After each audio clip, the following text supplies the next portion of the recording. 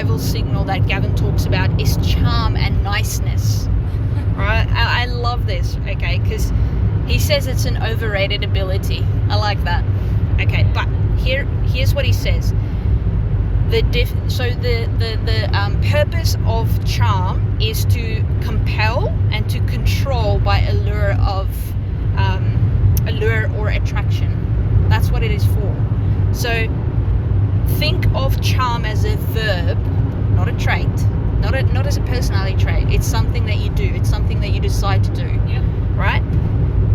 So if you consciously tell yourself this person is trying to charm me instead of the person is charming, you'll be able to see around this manipulation technique. Okay. So he says here, we must learn to teach our children that niceness does not equal goodness. Niceness is a decision, a strategy of social interaction. It is not a character trait. I love that. It's an actual decision people make. So think about it. When you want to attract someone as a client, you're going to be nice to them, right? Yes. Well, some of us. Right? So again, he talks here about, like I would refer to this where he talks about self-help with Samuel Smiles that says, we live in an age of anonymous one-time encounters, and many people become experts of judging. And I know that these days we're very you shouldn't be judgmental, but the thing is, it keeps us safe. Yes. Okay, so I want you to think charming. If you take, I heard this the other day and I found this extremely disgusting. Okay, was the guy was saying, oh, so you guys are now engaged, you should have as much sex with her as possible because once you get married, sex goes out the window.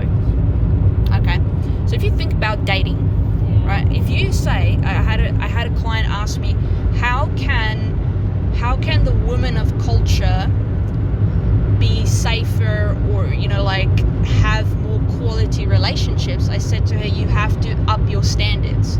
So think about what this guy just said here, right? He said, did I just lose the page here? So I want you to think about this. These days, in our generation, right?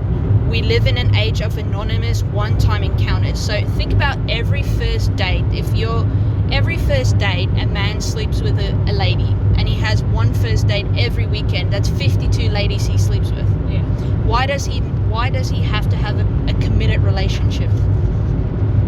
And think about all those first dates that poor lady invested, gave something away very important to her. Yeah. Right? So when you look at charming is something that a lot of people use, but only a few have sinister intent. Because think about it, a predator wants to look, he doesn't want to look like he's going to be a threat to you. Yes. But even we use this. I want to be nice to people because then they'll listen to me. If they're not defensive, they'll listen. Yeah. So it's all about the intent. Now, some dog trainers use this to their advantage, almost like attracting a cult. Do you know what I'm saying? They're so convinced. Like a following. Yeah, and then they convince people that this is the only way to train. This is the only way you should be. Yeah. And the problem is that they forget it doesn't work for all dogs, and then a lot of dogs will die. And that doesn't sit well with me. But I also know that it's not on my conscience. You're doing what you can. Yeah. So I'm just going to read this again. We must learn to teach our children that niceness does not equal goodness. Niceness is a decision. It's a strategy of social interaction. It is not a character trait. So the next time someone's being nice to you, think about why. So for example, if you're alone at a shopping in the middle of a shopping center's parking lot, you're a one woman and a man approaches you, you're alone and he's nice to you. Why is he doing that? Yeah, what's he getting from the situation? Okay. The next time someone's nice to you and they tell you what you want to hear, and your intuition, that little voice in the back of your mind says, this is not really what you should be hearing, that's probably not someone you should be training with. Yeah.